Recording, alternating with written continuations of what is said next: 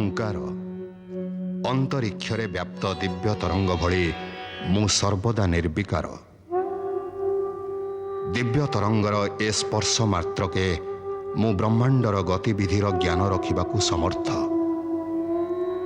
ସତୀଙ୍କ ସାଧନାକୁ ଫଳପ୍ରଦ କରିବାର ଇଚ୍ଛା ନେଇ ଯେତେବେଳେ ନାରଦ ଶିବ ଶଙ୍କରଙ୍କ ନିକଟରେ ପହଞ୍ଚିଲେ, ସେତେବେଳେ ତାଙ୍କଠୁ ନନ୍ଦାବ୍ରତର ଉପଦେଶ ନେଇ ସତୀଙ୍କର ମାର୍ଗଦର୍ଶନ କଲେ।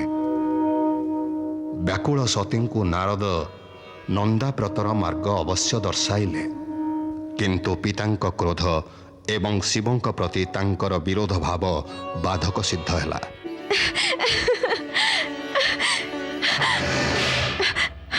ପିତାଶ୍ରୀ, ପିତାଶ୍ରୀ, ମୋର ପରତ ସଫଳ ହେଇଗଲା। ପିତାଶ୍ରୀ, ମୋ ତପସ୍ୟା ସାର୍ଥକ ହେଲା।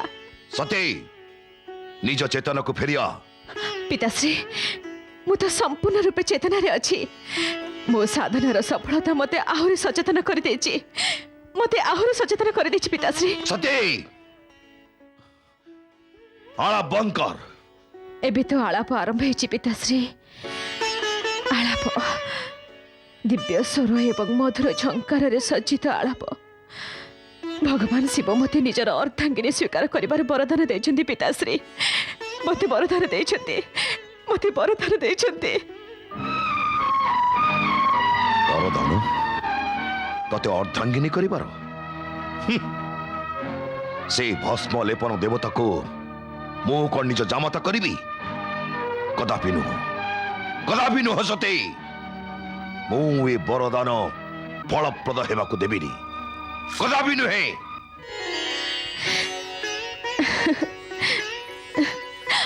ରୋହିଣୀ, ତୁ କିଛି କହ କି ନ କହ, ତୋର ଏ ଚମକୁଥିବା ମୁଖମଣ୍ଡଳକୁ ଦେଖି ବାରି ହେଇଯାଉଛି ଯେ ତତେ ତ ମନମିତ ମିଳିଗଲେ। ଶୀଘ୍ର କହନା ସତୀ, ନନ୍ଦାବ୍ରତର କାମନା କଣ ସଫଳ ହେଲା?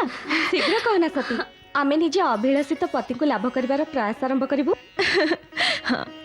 ମୋର ବ୍ରତ ସଫଳ ହେଇଛି। ମୋ ଆରାଧ୍ୟ ମୋତେ ଦର୍ଶନ ଦେଲେ ଆଉ କହିଲେ ସେ ଶୀଘ୍ର ହିଁ ମୋତେ ପତ୍ନୀ ରୂପରେ ଗ୍ରହଣ କରିବେ। କିନ୍ତୁ ସତୀ, ପିତାଶ୍ରୀ ତ ଏ ବିବାହର ବିରୋଧୀ। ଆଉ ଏମିତି ନ ହଉ। ଶିବଙ୍କ ବଚନ ମିଥ୍ୟା ହେଇନଥାଏ ଭଉଣୀ।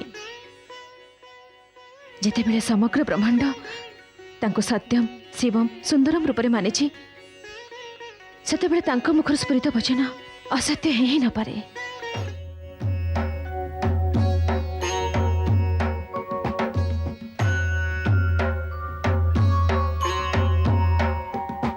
ସତ୍ୟ ଏବଂ ସୁନ୍ଦର ସ୍ୱରୂପ ଭୋଳାନାଥ ଶ୍ରୀ ଶ୍ରୀ ଶିବଶଙ୍କରଙ୍କ ଚରଣରେ ବ୍ରହ୍ମାର ପ୍ରଣାମ।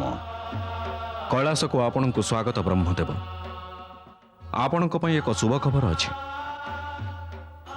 ଦକ୍ଷ ପୁତ୍ରୀ ତଥା ଆପଣଙ୍କ ପୌତ୍ରୀର ତପସ୍ୟାରେ ପ୍ରସନ୍ନ ହେଇ ମୁଁ ତାଙ୍କୁ ନିଜ ପତ୍ନୀ କରିବାକୁ ବଚନ ଦେଇଦେଇଛି। ଆପଣ ଏବଂ ମୋ ମଧ୍ୟରେ ଏ ନବୀନ ସମ୍ବନ୍ଧ ସ୍ଥାପନର ସୂଚନା ଦେଇ ଆପଣ ମୋ ମନ ପ୍ରସନ୍ନ କରିଦେଲେ ପ୍ରଭୁ। ମୁଁ ଆପଣଙ୍କର ଚିର ଋଣୀ। ଅତ୍ୟଧିକ ପ୍ରସନ୍ନ ହୁଅନ୍ତୁନି ବ୍ରହ୍ମଦେବ। ଏମିତି ନ ହେଉ ଯେ ଆପଣଙ୍କ ପ୍ରସନ୍ନତା ଆପଣଙ୍କଠାରେ ହିଁ ସୀମିତ ରହିଯିବ। ଆପଣଙ୍କର କହିବାର ତାତ୍ପର୍ଯ୍ୟ କ'ଣ ସଦାଶିବ? ଆପଣଙ୍କ ପୁତ୍ର ଦକ୍ଷ ପ୍ରଜାପତିଙ୍କର ମନ ମୋ ପ୍ରତି ବିମୁଖ। ଏ ବିବାହ ନିମନ୍ତେ ତାଙ୍କର ସ୍ୱୀକୃତି ନେବା ଏବେ ଆପଣଙ୍କର ହିଁ ଉତ୍ତରଦାୟିତ୍ୱ। ଆପଣ ନିଶ୍ଚିତ ରୁହନ୍ତୁ ଶିବଶଙ୍କର। ତାହା ହିଁ ହେବ ଯାହା ଆପଣଙ୍କ ଇଚ୍ଛା। ଆପଣ ମୋ ପୌତ୍ରୀକୁ ନିଜ ଜୀବନ ସଙ୍ଗିନୀ ରୂପରେ ସ୍ୱୀକାର କରି ମୋତେ ଆଉ ସତୀ ଦୁହିଁଙ୍କୁ କୃତାର୍ଥ କରିଛନ୍ତି। ମୁଁ ପୁତ୍ର ଦକ୍ଷକୁ ନିଜେ ଅନୁରୋଧ କରିବି। ଆଉ ମୋର ପୂର୍ଣ୍ଣ ବିଶ୍ୱାସ ଅଛି ପ୍ରଭୁ ଯେ ସେ ଅନୁରୋଧକୁ ଆଜ୍ଞା ମାନି ନେଇ ଏ ବିବାହ ନିମନ୍ତେ ନିଜ ସ୍ୱୀକୃତି ଦେଇଦେବ। ନା, କଦାପି ନୁହେଁ। ମୁଁ ନିଜ ପୁତ୍ରୀର ବିବାହ ସେ ବୈରାଗୀ ଓ ଅଘୋର ଶିବ ସହିତ କଦାପି କରିବିନି। ସମଗ୍ର ବ୍ରହ୍ମାଣ୍ଡର କୌଣସି ବି ଶକ୍ତି ମତେ କାର୍ଯ୍ୟ କରିବା ନିମନ୍ତେ ବାଧ୍ୟ କରିପାରିବନି। କଦାପି ବାଧ୍ୟ କରିପାରିବନି। ପୁତ୍ର ଦକ୍ଷ, ପିତାଶ୍ରୀ ପ୍ରଣାମ। ପିତାଶ୍ରୀ ଆୟୁଷ୍ମାନ ଭବ। ସମଗ୍ର ବ୍ରହ୍ମାଣ୍ଡର ଶକ୍ତି ଯେଉଁ ଶକ୍ତିକୁ ନିଜର ଆରାଧ୍ୟ ମାନୁଛନ୍ତି, ସେହି ଭୋଳାନାଥଙ୍କ ଆଜ୍ଞାର ପାଳନ ତ ତମକୁ କରିବାକୁ ହେବ ପୁତ୍ର। ଏ ବିବାହକୁ ତୁମେ ରୋକିପାରିବନି। ପିତାଶ୍ରୀ, ଶିବ ପ୍ରେମର ଦଂଶନ ସତୀର ତ ବୁଦ୍ଧିଭ୍ରଷ୍ଟ କରିଛି, କିନ୍ତୁ ତା ମାତା ଅର୍ଥାତ୍ ଆପଣଙ୍କ ପୁତ୍ରବଧୂ ବିରିଣୀର ବି ବୁଦ୍ଧିଭ୍ରଷ୍ଟ ହେଇଛି। ପିତାଶ୍ରୀ, ଏବେ ଆପଣ ବୁଝନ୍ତୁ ଏ ମାତା ପୁତ୍ରୀଙ୍କୁ। ମୁଁ ତ ତୁମକୁ ବୁଝେଇବାକୁ ଆସିଛି ପୁତ୍ର, ଏ ବିବାହରେ ବାଧା ସୃଷ୍ଟି କରନି। ୟାକୁ ମୋର ବି ଆଜ୍ଞା ଭାବ। ଇଏ ଆପଣ କହୁଛନ୍ତି ପିତାଶ୍ରୀ? ହଁ, ଏ କଥା ମୁଁ କହୁଛି। এই কথা জানি যে রাজকোଳରେ জন্মি বড় ହେଇଥିବା ଆପଣଙ୍କ ପୌତ୍ରୀକୁ ଏ ବିବାହରେ କେବଳ କଷ୍ଟ ହିଁ କଷ୍ଟ ମିଳିବ। ତୁମର ଏଭଳି ଭାବିବା ସମ୍ପୂର୍ଣ୍ଣ ଅନୁଚିତ ଦକ୍ଷ। ତୁମେ ତ ଜଣେ ରାଜା, କେବଳ ଜଣେ ରାଜା। ସଂସାରର ସମସ୍ତ ରାଜବଂଶର ବୈଭବ ସମ୍ପତ୍ତିକୁ ଯଦି ତୁମେ ଗୋଟିଏ ପଟେ ରଖିଦିଅ, ତଥାପି ବି ଭଗବାନ ଶିବଙ୍କ ବୈଭବ ଆଉ ତାଙ୍କ ଗାରିମାର ପଟ ତାଠୁ ବହୁ ଅଧିକ ହେବ। ପରମ ପିତା, ଯଦି ବି ଆପଣଙ୍କ କଥା ମାନି ନିଆଯାଏ, ତେବେ ବିଧି ଅନୁସାରେ ସତୀର ଅନ୍ୟ ଭଉଣୀଙ୍କ ବିବାହ ମୋତେ ପ୍ରଥମେ କରିବାକୁ ପଡ଼ିବ। ତା ବିବାହ ତ ସେତେବେଳେ ହେବ ଯେତେବେଳେ ମୁଁ ତୁମ ଅଭିପ୍ରାୟ ବୁଝିପାରୁଛି ପୁତ୍ର ଦକ୍ଷ, କିନ୍ତୁ ସତୀ ଆଦିଶକ୍ତିଙ୍କ ଅବତାର, ଆଉ ଶିବ ସତୀଙ୍କ ବିବାହ ବିଧାତାଙ୍କ ଅଟଳ ବିଧାନ। ତୁମର ଇଚ୍ଛା ଥାଉ ବା ନଥାଉ, ତୁମେ ୟାକୁ ରୋକିପାରିବନି। ମୋ କଥା ମାନ, ଆଉ ଶୀଘ୍ର ବିବାହ ନିମନ୍ତେ ସ୍ୱୀକୃତି ଦିଅ। ସ୍ୱୀକୃତି ଦେଇଦିଅ ପୁତ୍ର। ବତ୍ସ ଦକ୍ଷ, ସ୍ୱୀକୃତି ଦିଅ, ସ୍ୱୀକୃତି ଦିଅ ପୁତ୍ର।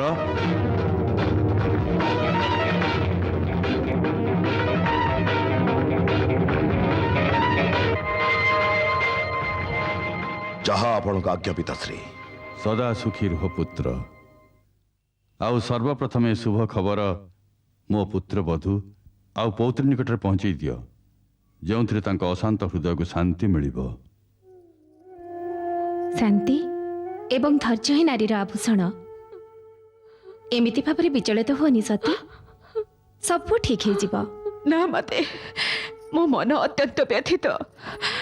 ମୋ ବ୍ୟଗ୍ରତା ଚିନ୍ତା ହିଁ ମୋ ମନକୁ କ୍ଷତାକ୍ତ କରୁଛି। ଆରେ ସତୀ, ଏମିତି ମୁହଁ ଫୁଲେଇଛୁ କାହିଁକି?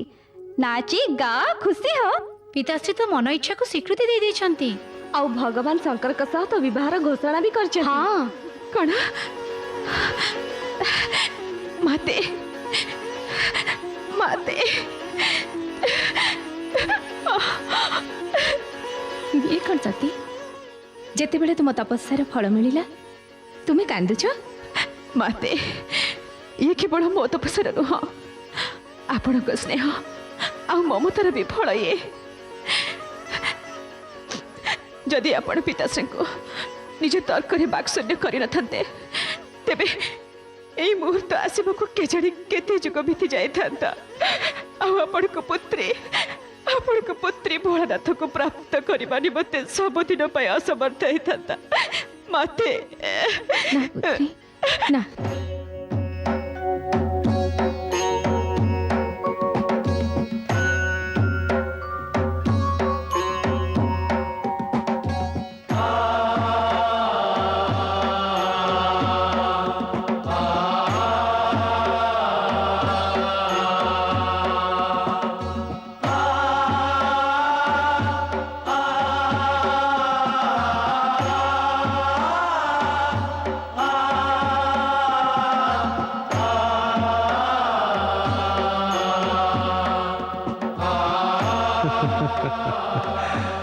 नारायण नारायण।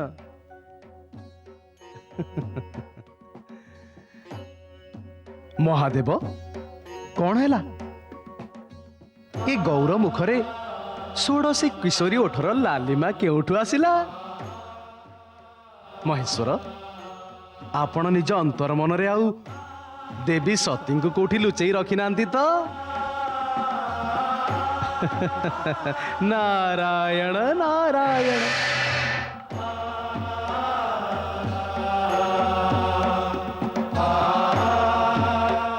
देवादिदेव महादेवଙ୍କ ଚରଣରେ ପ୍ରଣାମ। ଶିବ ଶମ୍ଭୁ, ସେଦିନ ଆପଣ ମୋତେ ଗୋଟିଏ ଶୁଭ ଖବର ଦେଇଥିଲେ। ଆଜି ମୁଁ ଆପଣଙ୍କୁ ଗୋଟିଏ ଖବର ଦେଉଛି। ମୋ ପୁତ୍ର ଦକ୍ଷ ପ୍ରଜାପତି ଆପଣଙ୍କ ସହ ନିଜ ପୁତ୍ରୀର ବିବାହ ସ୍ୱୀକାର କରିନେଇଛି। ଭଗବାନ भगवान शिव शंकर देवी सती भगवान शिव शंकर देवी सती ପୁତ୍ର ନାରଦ, ଏବେ ଏ ଉତ୍ତରଦାୟିତ୍ୱ ମୁଁ ତମକୁ ଦଉଛି। ଶୀଘ୍ର ସବୁ ଦେବତାଙ୍କୁ ଶିବସତୀଙ୍କ ବିବାହରେ ଉପସ୍ଥିତିର ନିମନ୍ତ୍ରଣ ଦେଇ ଆସ। ଅବଶ୍ୟ ଅବଶ୍ୟ ପରମ ପିତା, ଅବଶ୍ୟ ମୁଁ ଏ ମଙ୍ଗଳ କାର୍ଯ୍ୟ ଶୀଘ୍ର ପୂର୍ଣ୍ଣ କରି ଆସୁଛି। ନାରାୟଣ ନାରାୟଣ ନାରାୟଣ ନାରାୟଣ ନାରାୟଣ। ଓಂ ନମୋ ଭଗବତେ ବାସୁଦେବାୟ। ହେ ଜଗଦୀଶ୍ୱର, ହେ ଭକ୍ତ ବତ୍ସଳ, ଏ ଅକିଞ୍ଚନ ନାରଦର ପ୍ରଣାମ ସ୍ୱୀକାର ହେଉ। ତୁମର ମଙ୍ଗଳ ହଉ ନାରଦ, କୁହ ଆସିବାର ଅଭିପ୍ରାୟ। ପରମ ପିତା ବ୍ରହ୍ମଦେବଙ୍କ ଆଦେଶ ଅନୁସାରେ ମୁଁ ଆପଣଙ୍କୁ ଶିବସତୀ ବିବାହ ନିମନ୍ତେ ନିମନ୍ତ୍ରଣ କରିବାକୁ ଆସିଛି। ଧନ୍ୟ ହେଲି ମୁଁ, ଏ କଥା ଶୁଣି ଅତି ଆନନ୍ଦ ମିଳିଲା। ପ୍ରଭୁ, ସର୍ବତ୍ର ଆନନ୍ଦ ଏବଂ ହର୍ଷୋଲ୍ଲାସର ବାତାବରଣ ବ୍ୟାପ୍ତ ହେଇଛି। ପରନ୍ତୁ ଏହି ଆଶଙ୍କା ବି ଅଛି ଯେ ବିବାହ ପରେ ଶ୍ୱଶୁର ଜାମାତା ଅର୍ଥାତ୍ ରାଜା ଦକ୍ଷ ଏବଂ ଦେବାଦିଦେବ ଶିବଶଙ୍କରଙ୍କ ସମ୍ପର୍କ ସୁଦୃଢ଼ ହେବ ନା ନାହିଁ। ଜୀବ ବା ପଦାର୍ଥ ଯିଏ ବି ହୁଅନ୍ତୁ ବଡ଼ କଷ୍ଟରେ ନିଜ ସ୍ୱଭାବ ଛାଡ଼ିଥାନ୍ତି। ଆଉ ବିଧାତାଙ୍କ ବିଧାନ ଗର୍ଭରେ କ'ଣ ଲୁଚିଛି ସେ କଥା ତ ସମୟ ଆସିଲେ ହିଁ ଜଣାପଡ଼ିବ।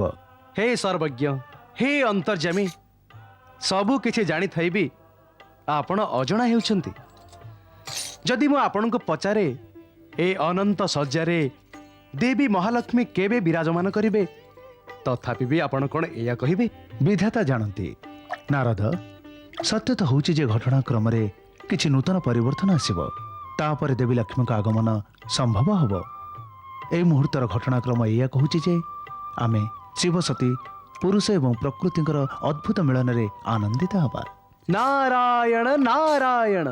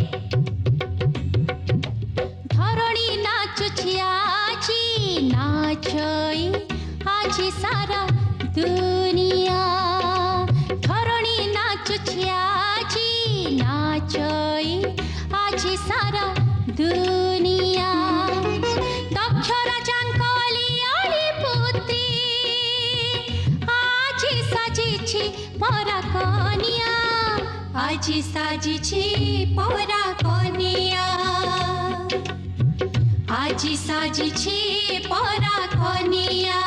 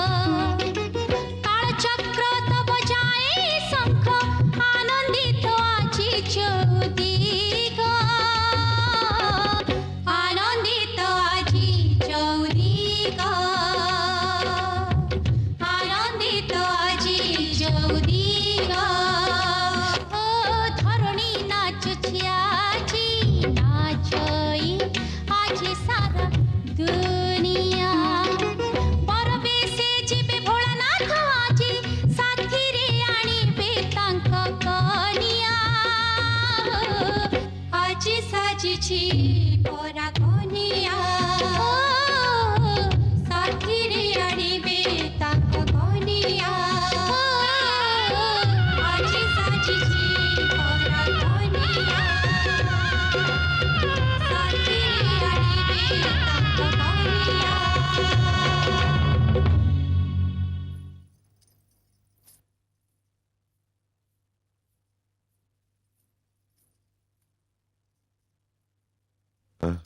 ମୁଁ ଆମ ପୁତ୍ରୀକୁ ବୋଧବେଶରେ ଦେଖି ଆସିଲି।